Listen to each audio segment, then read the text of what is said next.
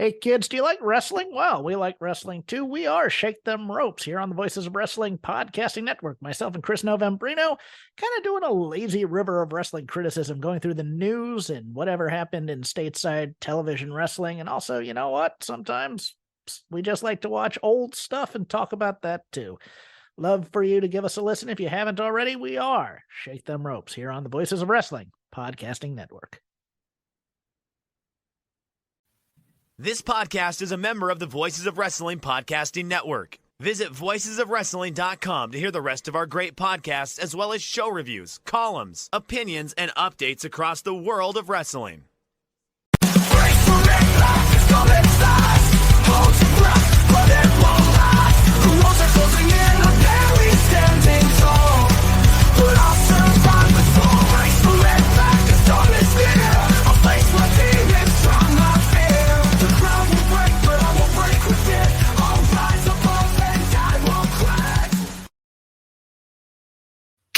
Hey, now it's the Mike and JD show, kind of the Mike and JD show, but I am your host, Mike Gilbert. As you can tell, I switched up the intro.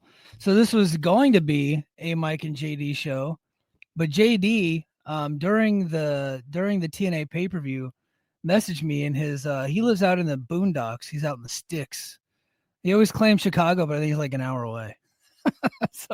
But he's out in the boondocks, and his power went out. I don't know if he had a tornado or what, but during the pay-per-view, he was able to catch some of it, but during the show, all of his power, his internet, everything just went down, and so he was not able to watch the pay-per-view, and therefore he is, as far as I know, the power is still out. He said that he had some solar power kicked on a little bit, but he had no internet, so he was not going to be able to come on the show tonight. So I said, fuck it, if it's just going to be me, and I'm talking a TNA pay-per-view, I'm doing Brace for Impact. So hey, now it's Brace for Impact, and I'm your host, Mike Gilbert, and I'm going solo on that ass. But it's still the same. We are talking some TNA wrestling. If you were hopping in the chat and you did not come here for TNA talk, you're welcome to lay down a topic for me, and I will address it as such. But if not, this is going to be a full-blown TNA show, which I'll be honest, TNA does my best numbers on my YouTube, so I'm cool with that. That's where I get most of my dough, my cheddar, is my TNA talk. But welcome everybody in the chat. Thank you for being here. I'll always accept super chats, but if you don't, I don't like. I'll just address your chat anyway. But if you just want to just give me money, I'd be happy with that too. But since JD's not here, I won't share it with him. It'll just be straight to me. It'll be to the Mike Gilbert Retirement Fund. But yeah, chat is hopping, so I'm gonna get to you guys. A lot happened tonight on TNA Genesis. They were sold out. Tom Hannafin announced on the show they were sold out. I believe Io, keep me honest, Io. I believe they said it was their biggest live paid gate. Their biggest paid attendance, like in the history since Anthem has purchased the company. And I believe that they were Joseph G. I'm gonna text you real quick. I'm gonna text you real quick. But I believe they had like 3,000 people in there, which is pretty freaking good for a TNA show. TNA, it's difficult for TNA to get that many people into a show, and but they were able to do it for Slammiversary last year. They did it for Bound for Glory last year, and then they're starting off hot with TNA Genesis with 3,000 people. So they did a good job of filling that place up. I did get word, and this is not me being tribalist, but it's just a way to compare how the show looked and how the show did as far as attendance wise. I did get word from somebody that was in the building that not only did they surpass Ring of Honor's last show there, they surpassed the last time AEW did a Collision there. He said just based off of the way that it looked, because this is a guy that goes to all the Dallas area shows. I'm sure he will definitely chime in here on the chat.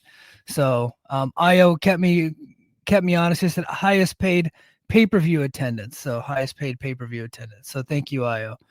All right, man, chat, you guys are going crazy. I'm going to get to you. So, Joe Hendry is the new world heavyweight champion. They finally paid it off. They set it up. If you were watching the last couple of weeks of TV, which based off of the ratings, I don't think you were, but if you were, and the documentary that they did on Joe was fantastic. And he talking about how much this meant to him and things like that. And all the struggles that he's had to get here. They did a really good personality profile piece, talked about his history in wrestling, all kinds of stuff. They talked about all of that.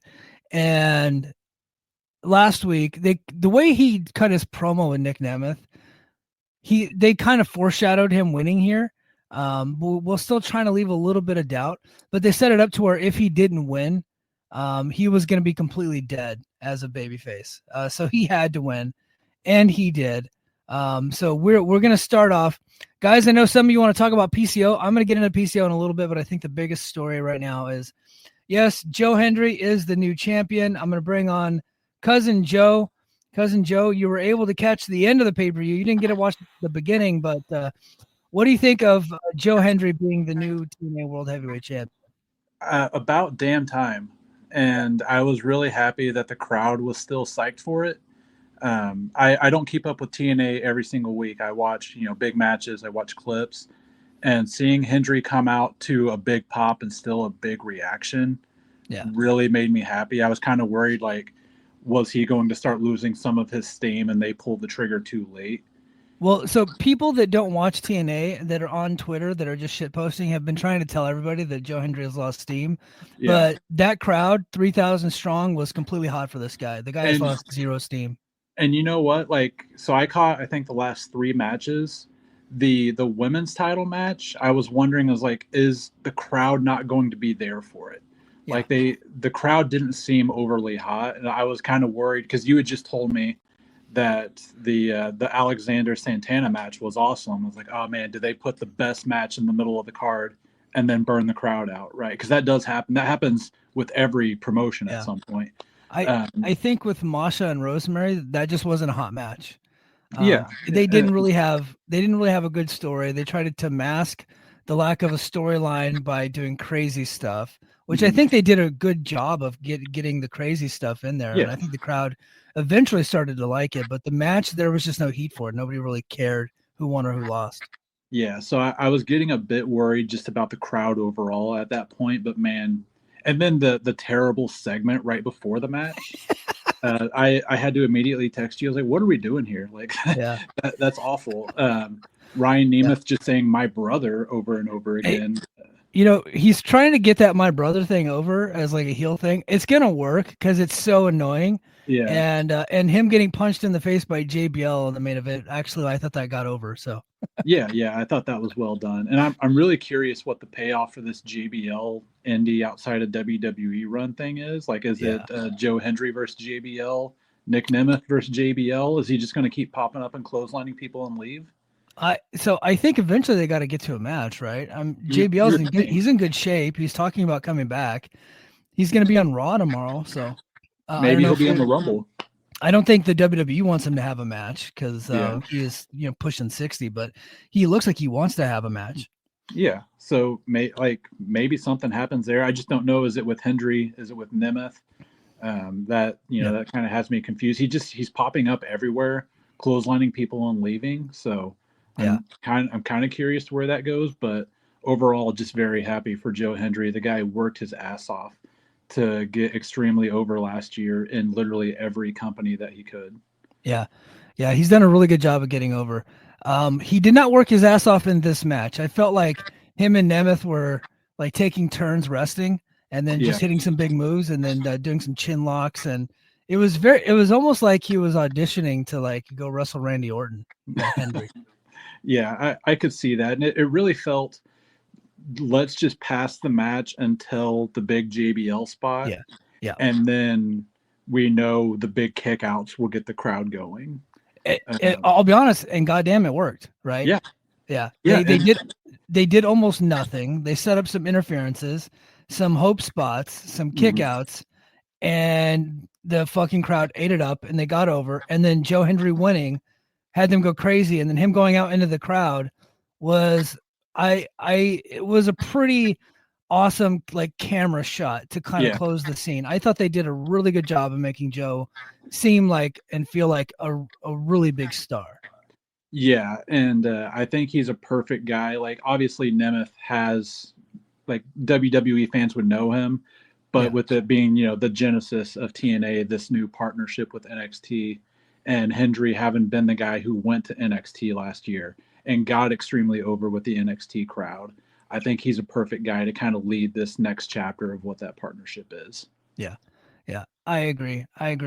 But I'll go ahead and let you. Well, you know what? I haven't. I buried you on my live impromptu live podcast. I called you some really bad names, and I said you never have any good ideas.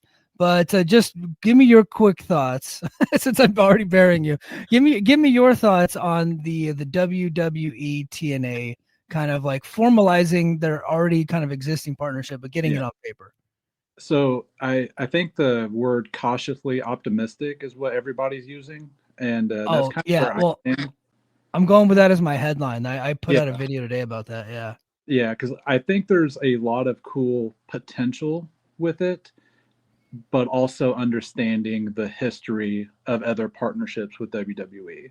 I think the wrestlers are very excited about it. There's a lot of cool stuff I think you can see. Them actually having a formal agreement on paper and announcing it together, I think is a lot different than what we've seen in at least the recent past. I think Anthem being an actual big company with big executives and actual lawyers will help more than like a Progress or ICW or Evolve. Where they were small companies, small just wrestling people. Like Anthem is actually a big company. They know how to do these kind of deals and not just be bullied around by the bigger company. So I think on the business side, that will help. In the immediate, I think we're seeing it pay off. I'm very excited for Impact on Thursday. That Axiom match versus the Rascals should be awesome. I'm expecting fuckery like almost immediately. I think something's going to happen there. I think Fraxium probably wins that one clean, unless they're trying to just start the relationship off hot and put the belts on the Rascals. But Fraxium, they're baby faces, right? They are baby faces. I'm not expecting the fuckery from them so much as Wesley. Okay. So he's going to be the guy waiting in the wing to still want to prevent his old buddies from beating the tag champions. And maybe it sets up like a 6-man ladder match at Vengeance Day or Stand and Deliver or something. Okay. If it were me, I would find a way to put the titles on the Rascals. I think that would be a great way to start off this relationship. NXT doesn't really have a lot of over hot tag teams right now. They're kind of at a point where they just say, screw it, we can throw anybody in there with Fraxium and the match will be good. And it works, but they don't have guys that are over. The Rascals, I think, are very over and they could freshen things up as tag champions. If I were booking, that's what I would do, but I don't think they would do that. So I expect to see some kind of fuckery to happen. I gotcha. Well, I'm glad you were able to watch some of it, and I'm sure you'll get a chance to finish the rest later. What I will say is I thought Moose and Ace Austin was really good. I thought Josh and Santana was excellent. I thought that Jordan and Tessa probably would have had the best match of the night had they not messed up the finish a little bit. And but I still was like, they beat the piss out of each other, those two. I thought they did a great job. I heard there was a very cool chant during that Jordan and Tessa match. Yes. The Dallas crowd said she's not racist. Oh, okay. No, I'm just kidding. No, they said she's a racist, and I think there was like a counter chant to that. I think no, she's not, or something like that. When even Texas is like, yeah, that like she's kind of racist, Yeah. Well, I think it was just like the white kids from Austin that were saying that. Yeah, those city college kids. Yeah. But all right, man. Well, thanks for coming on the show. Glad you're able to watch it. And I'll be checking you out later, man. All right, catch you later. Later. All right, that was my cousin, Fed-pilled Joe Gilbert.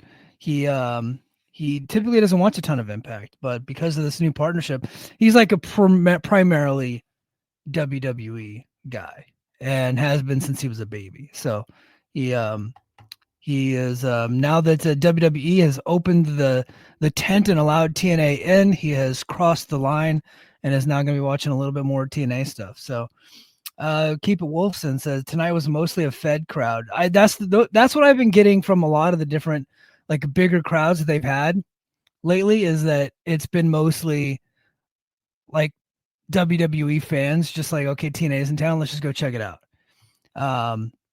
Let's see. I'm gonna get to the chat, and then I'm just gonna run down the crowd. I do have another live report coming in, so somebody that was there live is gonna be calling in shortly. He just messaged me on Twitter, so I should have a couple people calling in that were there in the building live. 3,000 sold out. The largest paid attendance for a pay-per-view in TNA history, apparently. So, Steve's the AEW fans on Blue Sky are real up in arms about that. I'm not surprised by that. Blue Sky would be more offended than anybody else. Let's see. XWF said it was a good show and glad that Joe won the title. Yeah, second best Joe to ever hold the TNA World title, I would say. Let's see. Morales says Genesis was good. There you go. What else we got? Let's see. Hendry versus Santana is going to be a good match. Probably get that in New York, maybe, or I think they might have to do like a transitional champion type deal. They have to do a transitional champion type deal. Lil Silva says JBL is back in WWE and he's gone to different promotions, wants to wrestle. Yeah, I think he's gonna have another match. Will it be with WWE? I don't know.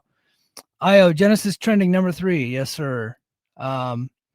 David Jackson. I forgot how great Tessa is in the ring. Oh, yeah. I mean, look, her in-ring work was never the problem with Tessa. I still contend that she's one of the best women in North America as far as like just in-ring ability. And she proved that tonight. Like she still got it. She's still really good.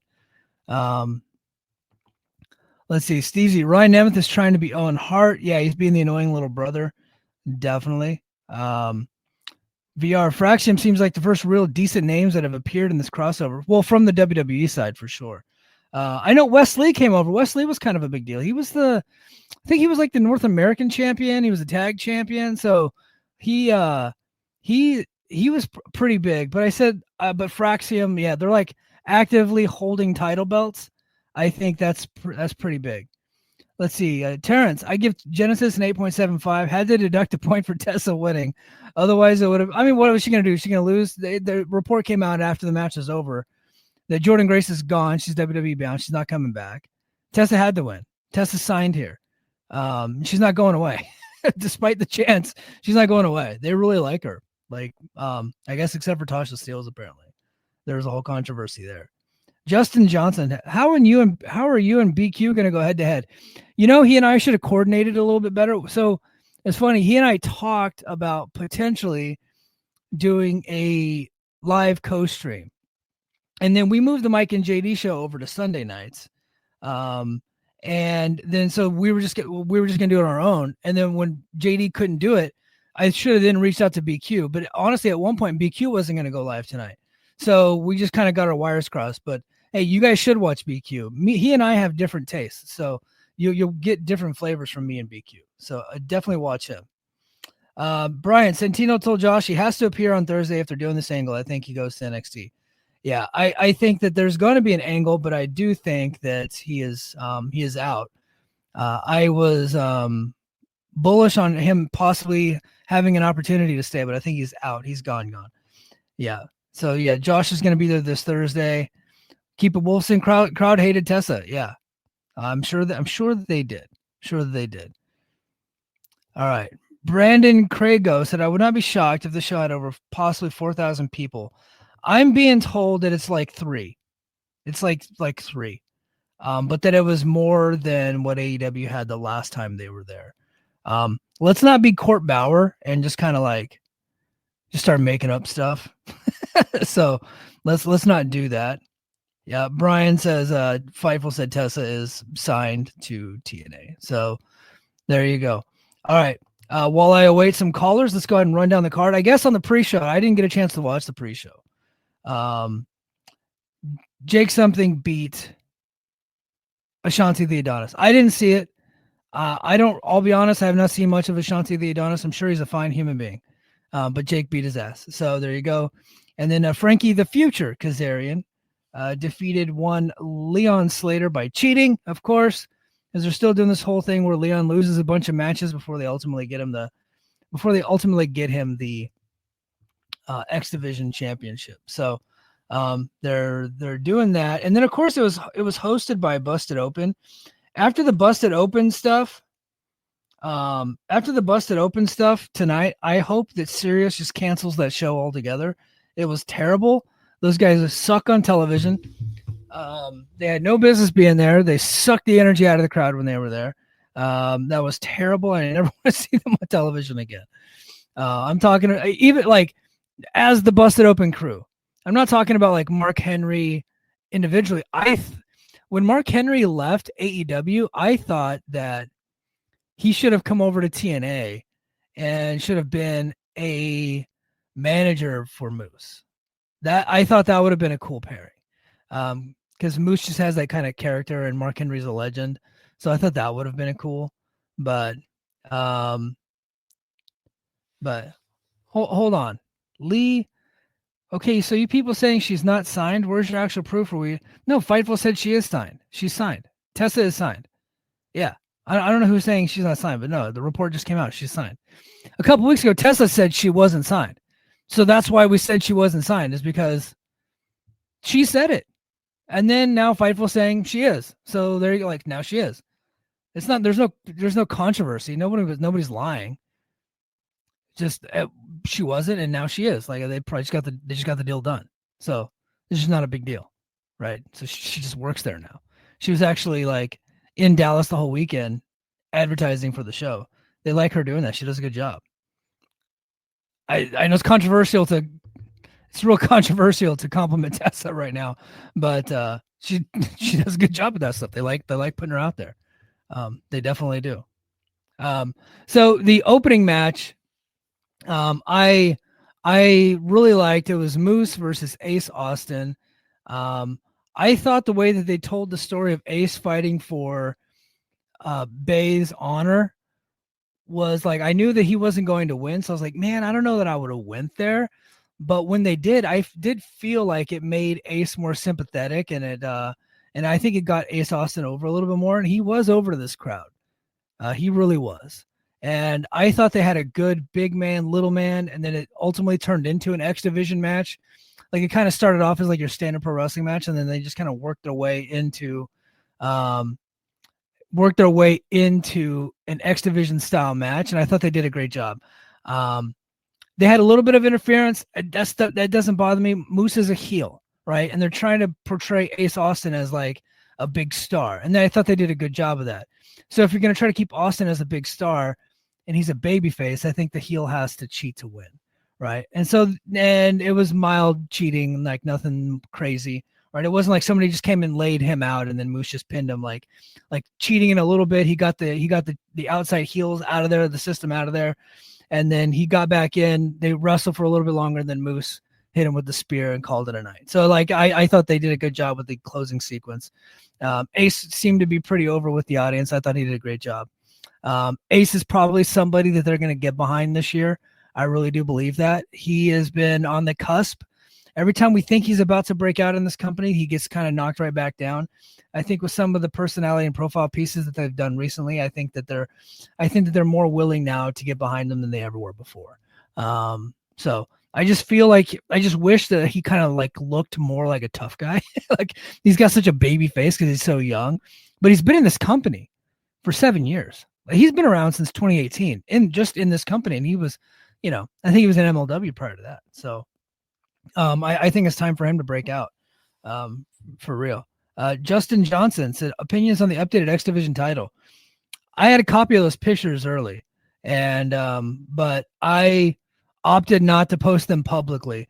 Although if you go back on one of my thumbnails from recent weeks, not this latest one, but there was one before that where it says if you look at it, you look at the thumbnail and it says the future of the X Division title.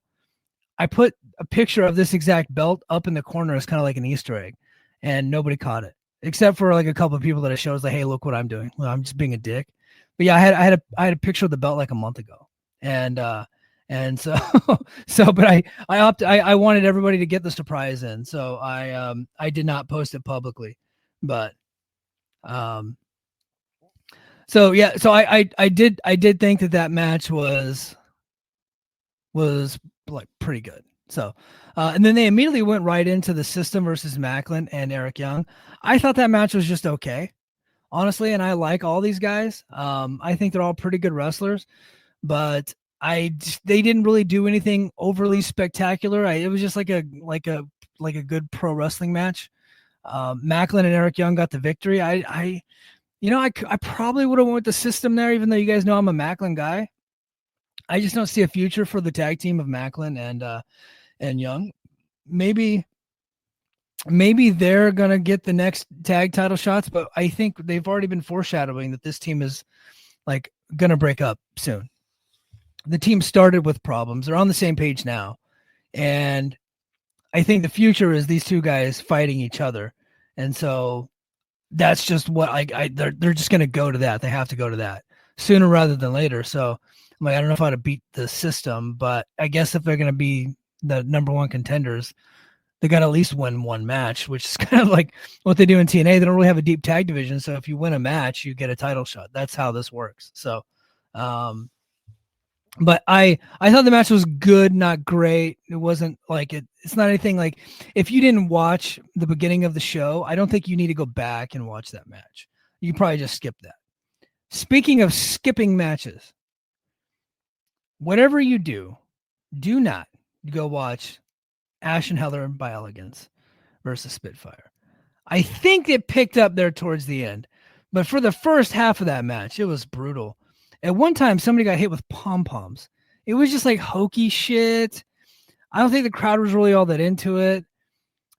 The Elegance girls were dressed like cowboy cheerleaders, and then they said they go Eagles, and it's just like cheap stuff and kind of like a slapstick comedy around the ring, and just not really being taken seriously, which is fine. It's like okay to have comedy stuff on the undercard, but it was really like, hey, if you need to go take a shit, like at that point, that was the time to shit, I think. Honestly, anytime Ash by Elegance is about to wrestle, if you need to go use the bathroom, go take care of that. Yeah. Dan V900 said the pom-pom spot was awful. Yeah, it was brutal. Not like she hit, like the lady hit somebody with a pom-pom. I think it was Heather. It might have been Danny. I can't remember. Hit her with a pom-pom, and then she sold it. It's like, what are we doing? Like, we know this is fake. You don't got to like rub it in our face. Come on. I think there towards the end of the match, it started to kind of get going a little bit. Yeah, occasionally the match would pick up, but for the most part, it was not good. This match was not good.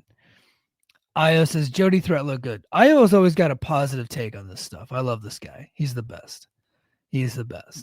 And then next we go to what I thought was going to end up being the match of the night. I really did. They were literally having the match of the night was Tessa Blanchard versus Jordan Grace. They were beating the holy living shit out of each other. They were really like just laying into each other, like stiff slaps and punches and elbows and forearms, slams to the outside, like stiff ass spine busters. Like they were laying that shit in. That was some old school type wrestling between these two ladies. They were really kicking the hell out of each other.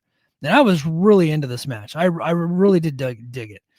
I know that the crowd started chanting, "She's a racist." I was just like, and I think Impact.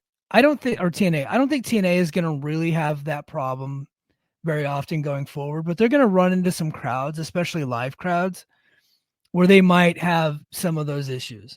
But Tessa got a lot of chants too. They were like, there was a section of the audience that was really into Tessa, and they were chanting, "Let's go Tessa," and then there was another side chanting, "Tessa sucks," and then the "She's a racist" chant started, and it's like, "No, she's not" was another chant, and so you're going to get some of those distractions with her, but what you're also going to get is very likely one of the best women's matches of the week every week that she wrestles, because she's really that good. On North American television, she's that good. She can hang with any of them. She can. She can cut good promos. She's got like her selling's great. Everything she does looks great. Like her moves all look great. She's not like a botch machine other than the finish, which I don't really put that heat on her. So I guess I don't know if it was earlier in the night or if it was in Atlanta. I guess Tasha Steelz refused to shake her hand, and now people are saying she's using Tasha's move. I don't know what Tasha's move is because she never wins matches. But are they talking about the Magnum where she comes off the ropes and does the lung blower stuff where she does the double knees to the chest? Is that what they're talking? I don't know. But apparently her and Tasha got some heat, and Tessa's using one of Tasha's moves. But if it's that move, Tessa's been using that move since before Tasha was a wrestler, I think. So I don't know. I don't know. But apparently there's Lucky Charm is saying the cutter. That's not Tasha Steelz' move. That's Diamond Dallas Page's move, right? He took it from Johnny Ace. Randy Orton then took it. Bubba Ray Dudley took it. Everybody in the goddamn Bullet Club was using it at one point. Everybody uses that move. Some idiots even call it the Stun Dog Millionaire, but when they just do a variation of the cutter. Yeah, so I think somebody online tried to make that a controversy, and then Sean Ross Sapp amplified it, I believe, with a quote tweet saying that Tasha didn't want to shake her hand. I get why Tasha wouldn't want to shake her hand. I don't think anybody in that company is going to care, though, unfortunately. So,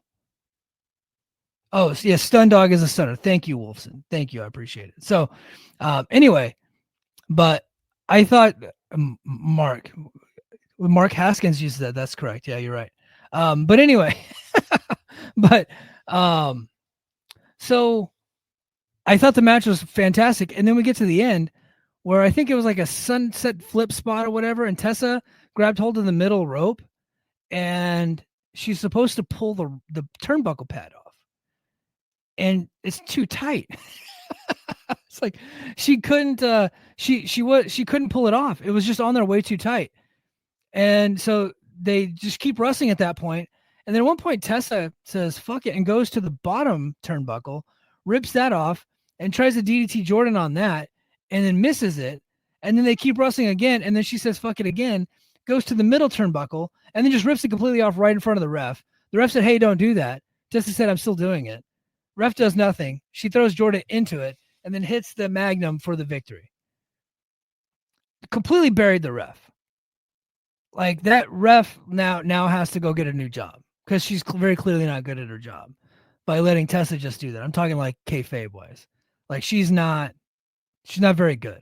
So it is what it is. So that kind of like took the match down at that point. It's like you can't really give it like full praise because of that. And then of course the finish, I don't want to say it was flat. It wasn't flat, but you get that when some of the heels win, especially like very few people in that building wanted Tessa to win. Very few people in that building wanted Tessa to win. It's Jordan's hometown. Tessa's hated. The whole thing was a bad mix. Jordan is a professional and God love her.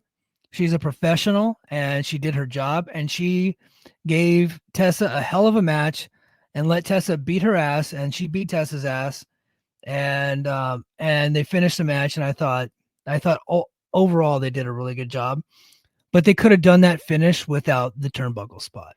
I think because that was probably the agreement. Like there's got to be a little bit of fuckery in the finish because of some of the perceived heat, but it was what it was. But yeah, Tessa gets the victory there, much to the dismay of a lot of people online and in the building. But we'll see. We'll see if TNA, it's something to monitor. Like, will TNA continue to have a problem with people taking over the audience when Tessa is wrestling? My opinion is I don't think they're going to have that problem for very much longer. I think ultimately this whole thing's just going to go away. When she came back to TNA, I think there was a story on Twitter for like 3 days. I got 2 thumbnails out of that thing with a lot of views, a lot of clicks, a lot of views. Some ad revenue came my way. And of course I'm going to take advantage. And so, but then the story just died. It really did. I think it's going to get amplified and get a little bit more because of the audience reaction, and then of course Tasha Steelz not wanting to shake Tessa's hand, like it's like, no offense, Tasha, but you're not on the pay-per-view, and you rarely are. So, but I can see why Tasha would not want to shake her hand, because Tessa's got herself a reputation, and apparently she has not done enough to get that reputation out of her life. But is what it is. I'm going to welcome on a guest who was there in the audience live. Welcome to the stage, Mr. Brian. How do I pronounce your last name, Brian? Zilem, Mike. Brian Zilem. Brian Zilem was there in the audience tonight. Man, thank you for joining us. I'm so happy you're able to be here. What did you think of the show overall, man?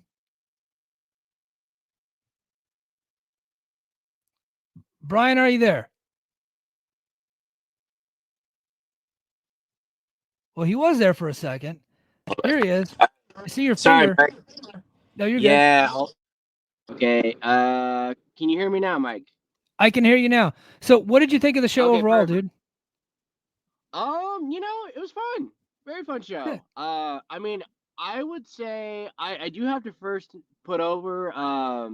TNA did a excellent job promoting this, like just within the city of Dallas. I saw a lot of tickets apparently moved once the partnership went formal. But TNA has been doing a lot of media for the last pretty much month or so for the shows, doing the Hardys, and then obviously Nick Nemeth and Tessa have been doing the rounds, and then obviously they're doing some media for next week for the San Antonio shows. So do I have to put them over for their promotion of getting the folks in there? I don't know what the total attendance was, but I mean, I would think probably at least 3K at least. Yeah, that seems to be the prevailing theory, that it was 3,000 paid. I know they did. They obviously had some comps too, so which they typically would do, but they legitimately filled that building up to, like, at least with the way that they had it set up, they filled it up like the entire setup. Oh, for sure. I mean, I've been in that building several times now for AEW shows, Mike, and obviously the TNA setup. The one thing that they kind of did like the WWE setup in a way. The ring is obviously smaller, and they did like a smaller entranceway and stuff like that. So they were able to obviously cram some more folks in there. But everything from like the setting, the staging, I thought they actually did like a really, really great job with everything, honestly. Yeah. What did you think of the closing sequence of the Tessa Blanchard Jordan Grace match? I mean, it was a mess. Like, yeah. I thought, obviously they both worked really hard. I don't know, because it was weird. Okay, so I was in section 112, so it was weird because it looked like, from my perspective, she tried to pull the bottom turnbuckle first. That didn't work, and then she went for the middle, and she was struggling with that as well. So that was like, ooh, that kind of just ruined. So I think you missed it from your vantage point, but on TV, there was a sunset flip attempt by Jordan Grace, and she was trying to hold on to the middle turnbuckle, and that was the spot where it's supposed to come off, but it didn't come off. Okay, so she just went back to it, and she did it right in front of the referee, and now the referee has to get a new job. Gotcha. Yeah. From my vantage point, I was like, oh God, this referee is just standing at Tessa, just tearing off this turnbuckle for ages. Like, why is she just sitting here? She looks like a complete doofus. Like, why is this taking forever? And then it ended. So there was that. So, do you think that TNA is going to have some issues going forward with some of the live reactions to Tessa, given her past? Well, Mike, she's been doing media currently, and I've seen some of her interviews. I haven't seen a lot of them, but they're going to have to think about how they're going to approach this. Because I will say, Mike, so do you remember the Great American Bash, the NXT show? I believe it was it last year? Yeah. So think of it this way. I was at the NXT show where Gable Steveson got booed out of the building in favor of Baron Corbin. This was like 3 times as like I was just wow, like really, really just shocked by actually the reaction because we're in the weeds, so we obviously are privy to what's going on, and Texas, it's pretty wild in general, so they're gonna be pretty friendly to like if someone's not like the best has like some stuff out there. But Yeah. I was really surprised. There was the racist chants, fuck you, Tessa. I mean, I just don't know what you do. Yeah. So watching on TV, it seemed like she was just getting like good heat up until the "she's a racist" chant, and it seemed like there was like a small amount of people at that point trying to take over, and then it kind of grew into something bigger. Yeah, I mean, they're like I know Fightful has got like a good video going up right now. I mean, I don't know what it's at right now. They're gonna have to just address it because and it's interesting because I think you and I are in a couple group chats or discords. We say like with TNA, are they like technically a WWE employee? Like I don't even know how that works. No, just think of it like New Japan and AEW. Like New Japan doesn't work for AEW, so this is not like a situation between Ring of Honor and AEW where Tony outright owns Ring of Honor. This is more of a AEW New Japan situation. Yeah, for sure. I mean, whether they want to or not, I feel like it would be in their best interest to just be transparent at this point, because if that's happening in a Texas crowd, it's probably going to carry. And, if they had any visions of her showing up on WWE television, I don't think that would go over well. I don't know if that would carry over to. If Tessa Blanchard showed up tomorrow and Monday Night Raw in Dallas, would she get that same reaction, you think? I think the Raw crowd is going to be far more casual than your NXT TNA crowd. I would assume that 95% of the people of a Raw crowd would not even know what happened. This is true, and that's what I was more amazed, Mike, because there's been so much time in between, like her departure. Obviously, within the last she popped up within the last month, and she's been doing media, and she's looks like she's officially back with the company. Yeah.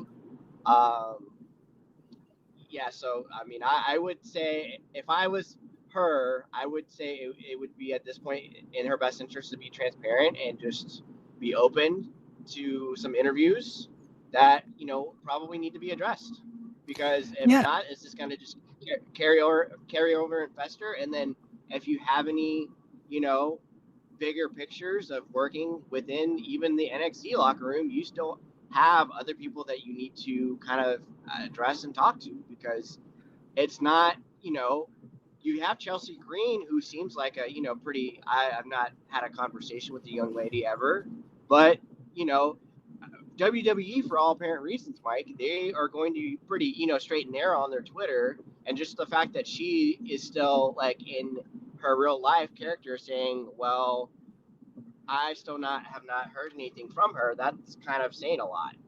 Yeah. Yeah. So, what I always said was like, maybe Tessa just doesn't have it in her to have those awkward conversations, but she might, if she wants to get past it, she might need to have them. It doesn't have to be in a public forum, but she at least needs to, like I'm a big fan of making amends, especially when you were wrong about something. And look, we also have to face the fact she might not think she was ever wrong. She might not actually do that stuff again, but she might have thought that she was justified in her behavior back then. So I legit just don't know. So what did you think of the Josh Alexander Mike Santana match? I happen to really enjoy that match. My match of the night. I think you and I kind of had discussions on our fondness of Mr. Santana and how he's done in TNA since he's kind of popped up. I really thought he got one of the louder reactions of the night. You could probably say Hendry, winning the title, of course, but in terms of just like kind of a guy who, he doesn't really have like a direction at the moment. He's not in a huge program, but considering basically he was kind of playing he was in the Eddie Kingston role, and he was just having a wrestling match for the sake of a handshake. I think he was pretty damn over to that Texas audience, for sure. I thought, if this was, I guess that's one of the main stories coming out of the night, right? We've got a lot of swan songs coming out of TNA tonight. If this was Alexander's last match in TNA, he definitely lived up to his accolades of doing a lot of great work in TNA. I obviously haven't watched all of his work, but from what I've seen, he's very good at his craft, and I think you said it best. Wish him the best, and it's time for him to get paid for sure. Yeah. I think he's getting close to that 40-year-old mark. I think he's like a couple years away, and he's been beat up. I think it's time for him to get that big payday while he still can. So I hope he's able to do that. They did announce that he's going to be on Impact this coming up week and to address the fans. So we'll see what that means. It looks like they're turning this whole thing into an angle, but Interesting. I'm being realistic, and I believe that he's out. So TNT finally pulled the trigger on Joe Hendry. We all thought it was happening at Bound for Glory, but they tried to make him into their Cody. A lot of people thought that he was going to lose some luster heading into Genesis, and he wouldn't be as over. But I think he proved a lot of people wrong. He was still pretty over in that building tonight, wasn't he? Yeah, I would say so. Saw a lot of We Believe merch. I heard a lot of people kind of just mutter, okay, this is why I came here. This is why I drove over here. They wanted to really, really see, Joe Hendry. It's been, I would say an interesting experiment just because I just presumed he was going to just kind of end up in NXT eventually, right? It just seemed like that was the destiny. And then they stopped kind of using him, which I thought was kind of unusual because it seemed like he was connecting with that audience for sure. But I would say, he worked a fine match. And I think it's really, really cool to see a guy who's just been, busting his ass for the last, 20 years. I don't know about you, Mike. I came around, like, I would say I'm a, day one Hendry truther. I just, sometimes you go down those YouTube rabbit holes and, for those who don't remember, What Culture Pro Wrestling had a promotion, and they were doing a lot of, like, matches with, like, a lot of free agents at the time that, like, WWE hadn't, just they were just out there. Like, that's when Rey Mysterio was a free agent, Kurt Angle, Ricochet, Ospreay, when they were still coming up. He was in there doing bits, and I was like, wow, this guy is really funny. This is something really different. He's obviously very talented. He can sing. Hopefully he'll connect with someday. And I was kind of just looking around, and, I know he's had opportunities in Ring of Honor. I know he had, some cameos in Impact. And I was just befuddled where I just didn't understand why nobody gave this guy a chance. And I'm just glad he just still believed in himself and believed in the fans. And, I think it was a very, very cool moment for this, like, Texas, obviously, to enjoy this moment with Hendry. And I was hoping there wasn't going to be chicanery. I thought there was going to be a situation where Hendry won and then Kazarian cashed in, which I'm glad they didn't go to. Probably time for Nemeth to do something different. So, if we are going to have like a Kazarian Hendry type of feud, maybe that's a good kind of, buffer feud to lead up to I believe the show. I think they announced the next pay-per-view is in El Paso, right? Or is that Los Angeles? So they have a TNA Plus special, one of their like B-level events in El Paso coming up in March. But their next pay-per-view is Rebellion in LA at the Galen Center at the USC campus. Interesting. Okay, yeah. Yeah, El Paso, I will definitely not be making that That drive. It's a little that bit yeah, too far. that's a rough drive from Dallas. I've been down to El Paso. It's way down there. Yeah, no, I'm good on that one. As much as I, like my new friends, Santana and Henry, I will say no on that one. Yeah, but San Antonio is only a couple hours away. You can make that trip. Yeah, maybe. I've got some. I have something in the works. I can't say anything yet, Mikey. Maybe. Okay. Yeah, I got something May, maybe for some work for the show. I won't be there, but maybe I might have. I'm working on a little something. okay. Well, Yeah. we will be on the lookout for whatever you got cooking Yeah, down I the pipe. appreciate it. Yeah, Yeah. no, for sure. I actually had a nice little chat with the Hardys, it's who you could probably even say they had a great reaction for themselves. Yeah. I was gonna ask you who had the bigger pop, the Hardys or Hendry? I might even say the Hardys, Mike. That on TV, that's the way that it looked to me. What was even so as we were leaving the arena, I was waiting obviously for some folks to clear out the parking lot. So they, TNA was actually setting up some photo sessions, and the Hardys actually were setting up, some fan photos, and the line was ginormous to take photos with the Hardys. Like I was Yeah. just yeah, no, I mean, good reaction. I had a nice little chat with Matt and Jeff about a week ago. They seem to both be doing great.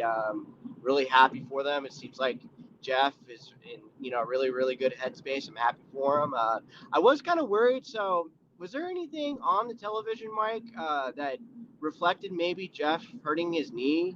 I was really worried because he was gimpy a little Yeah. bit after the Swanton. I didn't know if there was something that kind of happened on the move, or were they rolling around when Jeff was something happened and he twisted his knee?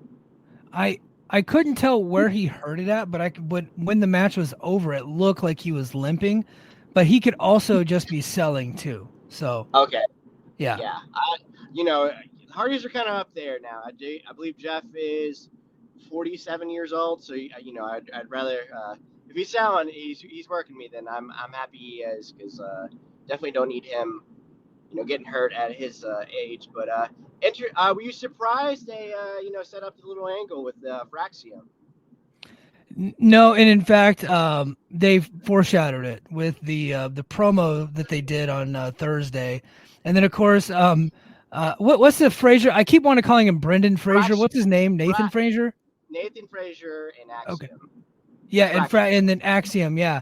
So he actually was reading the Book of Genesis today on Instagram and posted that. So I was like, yeah. But they actually showed a clip of Fraxium in the promo for Genesis as well as Cora Jade. So I was like, well, they're saying surprises, but they're telling us what's coming, and so I'm okay with that. Like they kind of spoiled their own surprise a little bit, but it seemed like it still got a pop out of the crowd.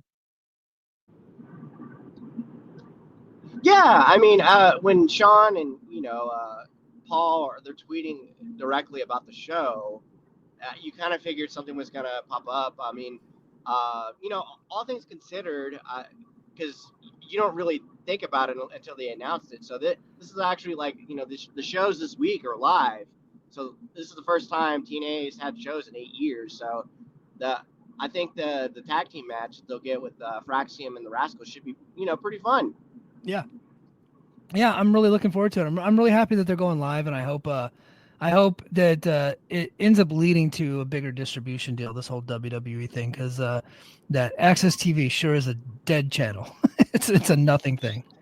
Yeah, you would like them to be just. There's so many random cable stuff out there, but I mean, us kind of being in the sports world, we kind of know that's like a hot mess express. I mean, every baseball team, every basketball team, it seems like they have to make their own app to get their own television, which I don't understand how anything works and how people make money. I just don't understand that. So hopefully they get something a little bit more concrete, so folks could check them out a little bit more. honestly, if I had the time, I just don't know where they are at on DirecTV. I kind of I space out sometimes. Really, honestly, if there was like an easy just like button where I could find them, or it's a little bit more convenient, I'd love that. Yeah. I what I did is I just bought their app, and it's live on the app, and then it's like on demand immediately. So Interesting. Okay. yeah. Uh, That, I wanted to ask Mike. So, like, what did you think of the pacing of the show? Obviously, this was kind of like my first. Well, I mean, I guess Impact experience as a pay-per-view. Well, like, what did you think of the pacing watching at home, as far as like the flow of the show?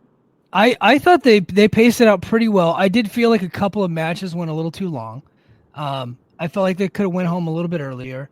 I did feel like Hendry and Nemeth at times were taking turns resting. So like they were not interested in doing a whole lot in that match. I say that knowing that it still got over. So Yeah. but I thought the pacing of it was pretty good, with exception to when the Busted Open crew came out and sucked the life out of the crowd. I thought they were terrible. See, I really don't. So, are they kind of just openly just working as like WWE employees now, or what's the story? What's the scoop with that? I don't know if they're being paid by WWE, but they're certainly WWE adjacent. They know. Busted Open's been around a long time. Dave LaGreca is a smart guy, despite the way he portrays himself on the radio. They've been around a long time. They know what gets them the most interest and what drives their numbers and what drives their business. And as being friends with WWE and being able to get WWE talent on their shows, and Nick Nemeth and Tommy Dreamer work for TNA and they work for Busted Open. So it makes sense that they're going to be favorable to TNA. They've been on the show before. Dave LaGreca's worked angles on the show before. And now they're kind of like, pushing this whole grift of TNA taking over AEW as number 2. And the funny thing is like guys like you and I know that they're just trying to generate engagement, generate conversation, and a little bit of controversy. But there's a significant amount of people that don't understand that, and they think that it might be true. And that's the part that bothers me about those guys.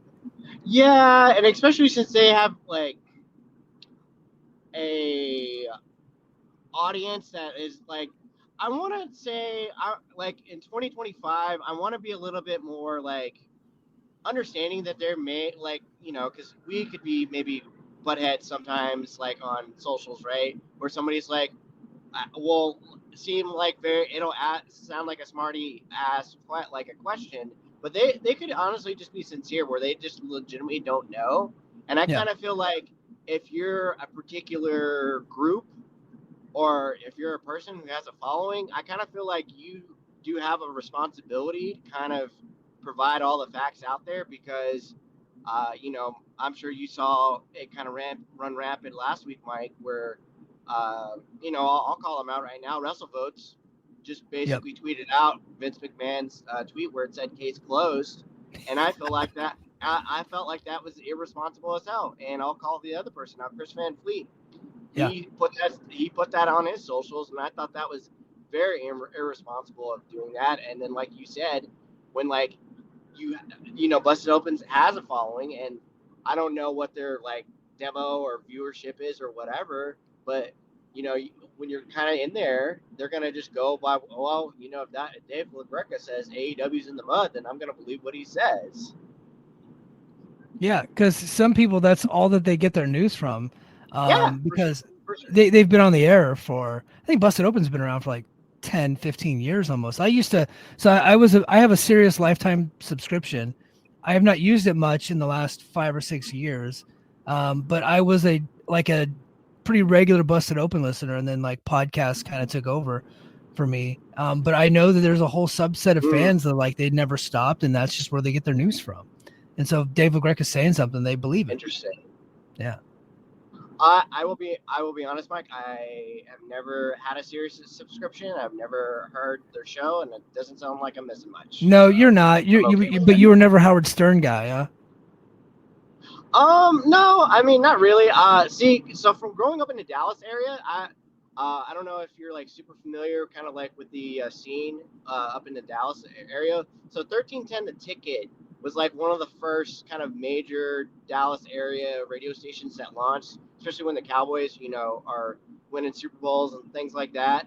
So that's what I kind of grew up on, like old school, like not like necessarily Howard Stern talk, but like these shows, like Jerry Jones would hop on and like take calls and stuff. So that's adjacent in a way. I'm kind of on that level. I just work more with like actual like sports, like old school stuff, and kind of like what we're doing right now. Like I'm on the road heading home, and we're talking the show. So really excited about that. I do want to ask. So normally within like the TNA like Impact pay-per-view, Mike, have they normally featured this many women's matches on a pay-per-view? Usually the tag match is on the pre-show, but yeah, you're typically going to get 2 to 3 women's matches on every show, and they so it's kind of the calling card of the company where they try to feature as many women as possible. But even tonight, I think they featured 8. A lot of times they'll actually even be more because they'll probably throw on like an 8 women's tag or something like that on the pre-show. But they do try to keep their women performers fairly busy, and they put them in feature positions. So the Knockouts title, I'll be honest, excuse me, Masha and Rosemary was not a hot feud. It was just kind of thrown together at the last minute. But because Masha's the champion, they got top billing over Jordan and Tessa, even though Jordan and Tessa had the hotter feud, because they just want to, they believe that the Knockouts championship is equal to the World Heavyweight Championship. And that's why that title actually headlines pay-per-views at times, because it's on par. They call it the Knockouts World Championship. Okay, interesting. Yeah, I mean, obviously that was like my first taste of both women, and my only kind of experience with Rosemary is I know she popped up on NXT one time, and she was doing spooky stuff with the spooky chicks, and I was like, okay, I'm out. I'm not really into this. But like, It was funny as I saw. I guess without knowing you, we sent out similar tweets. It looks like because tweets. It looks like because tweets. It looks like because tweets. It looks like because tweets. It looks like because tweets. It looks like because tweets. It looks like because. Oh gosh, I think I lost Brian there for a sec. Hold on. He it was like repeating there. Let me see if I can bring him back. No, I think we lost Brian. I'm gonna go ahead and just let Brian go. Thank you, Brian Zilem. He does a lot of work around the space. You could follow him on Twitter. He's easy to find, Brian Zilem. And I've seen him do some work for like local Dallas stuff, and of course PW Torch. So he's a big deal. Me and him are friends in the Fight Game Media Discord group. All right, so let's get to the rest of the show. So we had Josh Alexander. He lost the I Quit match to Mike Santana. I thought that match was fantastic. Look, that's going to be an angle, but I thought that Mike Santana came across looking like a star in the match, which is exactly what that match was designed to do. But I thought both guys worked really, really hard. And then, of course, we had the tag team title match. We had the Hardys versus the Rascals. Fraxium came out at the beginning of the match. They got a huge pop. Of course, they did get involved. You knew they were going to get involved. The Hardys ran into them, and then eventually the Rascals did a tope out there onto Fraxium, and then they were eliminated from the match. And then, of course, the Hardy Boys got the victory, and the Hardy Boys were over as can be. Very likely the most over act on the show by far. And then with Joe Hendry being second, the Mike Santana being third. And then of course we got to the main event. Joe Hendry and Nick Nemeth. Very basic match. They did nothing, but it still got over. So who am I to judge? Like I don't know. I didn't think the match was all that good. I found myself getting bored during the match, to be honest with you. But they did the finisher kickouts, which always gets a pop. They did some interferences. JBL showed up, took out Frankie Kazarian, punched Ryan Nemeth in the face, knocked him out. And Joe Hendry finally got the victory, man, to send the crowd home happy. All right, the last topic I want to hit, and I know you guys are going crazy in the chat. I ain't got a whole lot of time left. The last, Keep It Wolfson said, it wasn't very over. It seemed like the crowd was just kind of dead and bored while they were waiting for the interference and while they were waiting for the finish. I think that's what it was. Like Ewan says, I was watching JBL when he came in and praying that he didn't go to the ring steps. I was very glad that he left. Yeah, me too. Dream Ultra Crazy. I believed in Joe Hendry and he did it. And he's very excited. He got the exclamation points. All right. So lastly, I do want to address PCO. I know a lot of people want to talk about PCO. I don't know anything what's going on with PCO. I think this is going to be controversial. I saw the video. It looked like it worked to me. I think that TNA wanted to get rid of that belt anyway. They let PCO have the night off. He wasn't booked. And he probably was like, can I just destroy this thing on Game Changer, get myself over in my new company? And they're probably like, yeah. Because TNA and Game Changer work together sometimes. Not like they don't do joint shows, but TNA allows their talent to work there. And so, and I saw it, and then he was using the sledgehammer on that belt. And then one of the guys in the ring, I thought he looked like he was acting, trying to get PCO to stop, and then they cut the feed. The whole thing seemed like a work to me. If it's not, I think Anthem has a lawsuit, and they should probably go ahead and sue Game Changer, which would be devastating to that little company.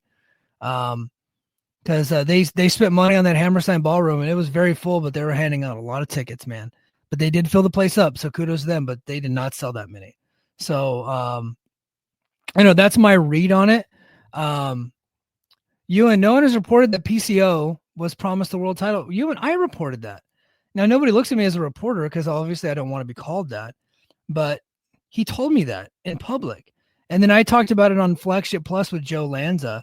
And I guess, yeah, nobody else has really picked it up, but he was promised. Oh, you know, I did. Okay.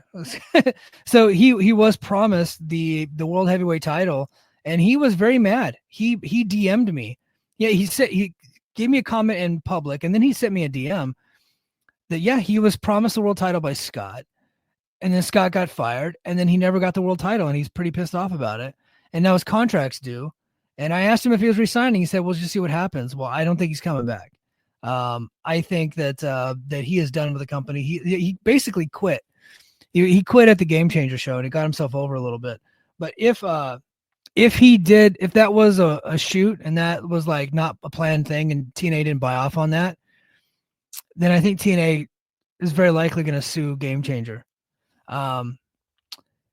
Okay, Dan V900 says PW Insider's reporting that it wasn't a work and it was legit with PCO. Here's the thing about PW Insider.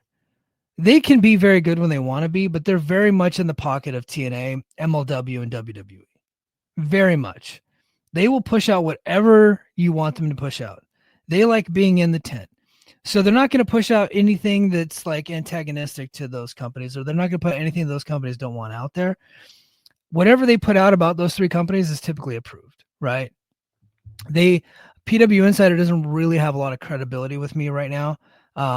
Even though Mike Johnson in the past has been very good at getting stories right, but it just seemed like at some point he crossed over into not really reporting the news. It seemed like they're just kind of reporting PR at this point. And they are on this anti-AEW thing, and it's fucking weird. It really is weird. They're on this whole anti-AEW thing, and I'm just like, because I think that they think that that's going to get them more subscriptions, and maybe they're right. I don't know. But that guy Shearer has a bunch of mental breakdowns on his deal, and it is constantly trashing AEW like it's his sport. The whole thing is weird, and he's a very pro WWE. I don't even want to call him a journalist. They're just like a media guy. It's crazy. Oh, let's see. Joseph Fedpilled Joe says, really any company. PW Insider tried to report heat on Penta for his debut, and everyone debunked it. Yeah, they did say that. So, yeah, they like, I don't know. They stink. PW Insider. Okay, Ewan says, Mike, don't know if you commented on this already, but do you think this show was a good offering for new fans? I do. So I'm going to leave you guys with this. I think that if TNA really wants a TV deal, I think they could probably shop this show around. The crowd was hot. It was lively. I thought the action was pretty good throughout. it wasn't New Japan and AEW level. They don't have those type of wrestlers here. They just don't. But if you're a network wanting some WWE style stuff that has, more indies influenced wrestling, I think you get the best of both worlds. I think that they could have something here. I think that they could have something here. I thought this was a good show that could get them sponsors, that can get them television. They got the WWE backing now. They got support from Papa H and Left Eye, HBK himself. I think that this was a good show. That if you're a WWE fan, I think that you would like this show. If you're a AEW / New Japan fan, this probably wasn't the show for you. Although I do think that you would like Moose versus Ace, Jordan versus Tessa, and Santana versus Josh Alexander. I think that you would. You would.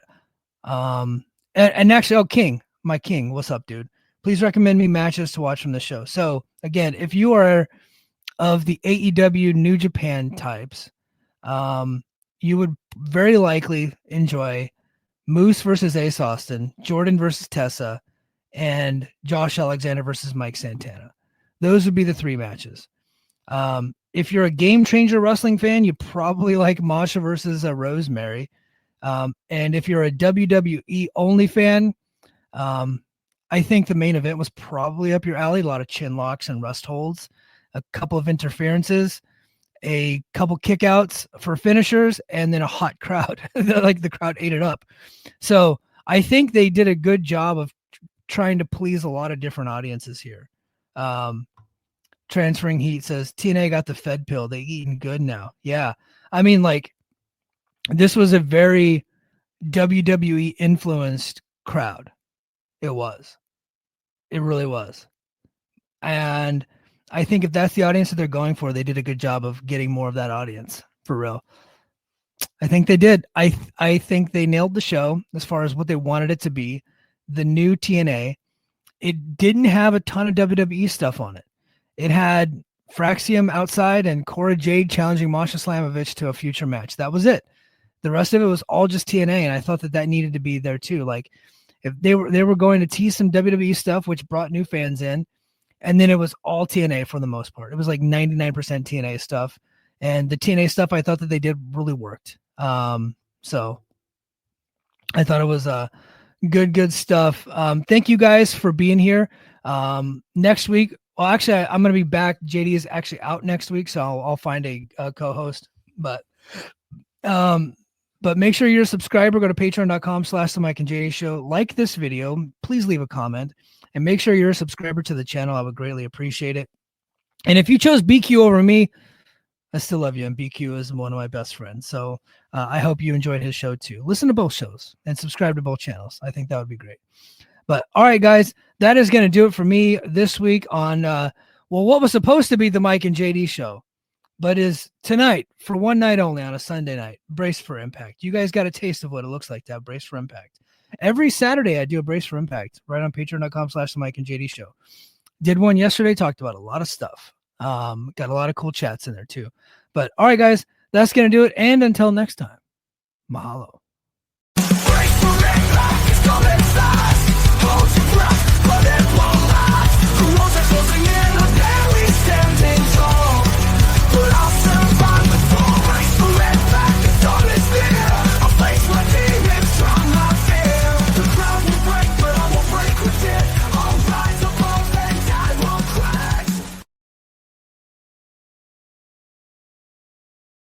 Hello there, everybody. It's me, Garrett Kidney, the co-host of You've Got to Be Kidding Me on the Voices of Wrestling Podcasting Network. And I am Liam Jones, my full name, and I'm also a part of the Voices of Wrestling Podcasting Network as a co-host for You've Got to Be Kidding Me. We are a TNA history podcast that covers TNA 1 month at a time. We cover all the drama, all the matches, all the Vince Russo nonsense you could ever want in your life. Have you heard of TNA? I bet you have, but would it be funnier if 2 people made jokes over it the whole time? Probably. So if that sounds like fun to you, check it out on this very Voices of Wrestling Podcasting Network, and Liam will do bits and whatnot.